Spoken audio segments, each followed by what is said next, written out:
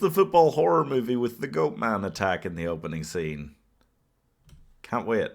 What if I say no? Think of it as a gift from the gods. But don't listen. So what are you willing to sacrifice?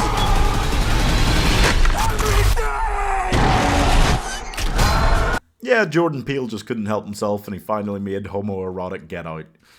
Although people keep talking about Jordan Peele in conjunction with this, and frankly, he only produced it, so it's probably not, he probably had not that much to do with it. It's the same way Tim Burton gets credited or blamed, depending on your outlook, for The Nightmare Before Christmas, and frankly, probably didn't have that much to do with it. Him stars Tyriq Withers, the guy who played the asshole in I Know What You Did Last Summer, and Marlon Wayans as Cameron Cade and Isaiah White, a newbie quarterback trying to break into the NFL, and a veteran quarterback who's won 8 Super Bowls, who brings him after an attack, which leaves him out of the combine and out of the draft, to his private place out in the middle of nowhere, where he will try to turn him into his successor through sheer horrors. And I mean, no, I can't necessarily call this unoriginal, because who the hell has ever made a football horror movie? Or even a sports horror movie?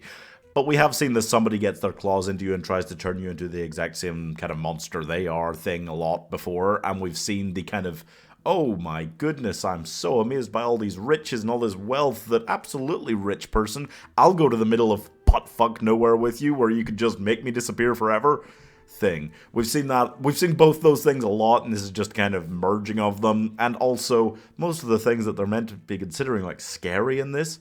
There is a scene where a football just rolls down a hallway towards this guy, and it's meant to be terrifying, and I was just giggling like, what the fuck? And there's scenes where they scream things like "football, bitch," and like, oh my goodness, like I don't want to just be down on them, because the film is trying to tackle the idea of toxic masculinity. And it's doing so in the kind of film that men who need to see and hear these messages about how bad toxic masculinity is might actually watch, which you can't say for a lot of the films that try to tackle these issues. Men aren't actually going to watch them, and that's the problem. This, it seems like they would actually watch. The problem is, it's like all the scary moments are laughable, and it also... This is a very simple idea. Like, it's an important message, the whole toxic masculinity is bad thing, but it's a simple idea, and they've put it in what is attempting to clearly be an elevated horror film. It does not work. It's just so frustrating to have such a large percentage of a film make no sense, especially when it doesn't seem to be saying much below the surface level things that are so obviously being talked about, you know? It doesn't seem to have much below the depths, and yet it's trying to be all elevated and so super confusing and surrealistic, and that doesn't make any sense to me. Mostly because, I mean, it's just ridiculous. You got scenes like Marlon Wayans sitting, choking on a Glock like it's a dick, while sitting in an Udi, and you're like, what are you trying to say? What's going on?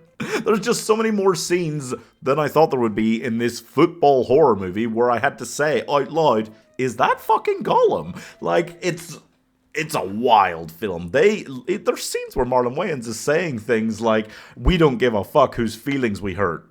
Like, he says those exact words out loud. It's not a subtle film, okay? The points it's trying to make are so obvious that the surrealism feels like it's actually, like, mocking the points it's trying to make, and that's where I don't get it, because the whole football is a religion thing, the Last Supper scene, Jesus Christ, literally, what the fuck was that? It's so insane and so stupid, and the problem is, it's real. The whole, like, oh yeah, America, like, treats football like a religion, that is a real problem that is going on today. Like, you can't put it in a surreal film, because that immediately makes me go, wait, no, but this is a real issue. Why aren't you tackling the realities of this issue? Why aren't you talking about how when football is on, in America and the UK, like, domestic abuse rates go up massively. They spike hugely. Why aren't you talking about these things? Why are you talking about them in such a detached, surrealistic way, as if this is a potential problem instead of a modern, actual problem? The toxic masculinity things, you just have, they're just dealing with it in such a fucking terrible way, and it's so frustrating. But all of that pales in comparison to the finale.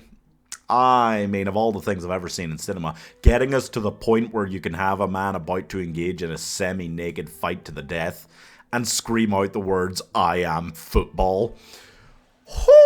Maybe, like, just gonna put it out there, maybe we could have made like a toxic masculinity film that involved like one woman, because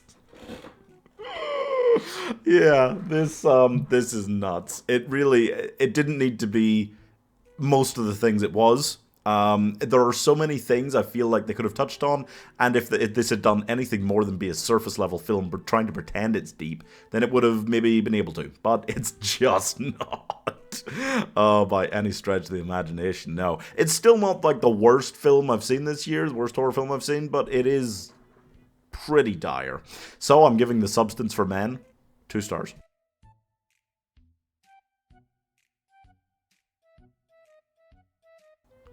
Creating this isolated film in the context of people who are 100% of their lives are spent in front of cameras, that immediately was like, oh, right. Are you sure? Is that...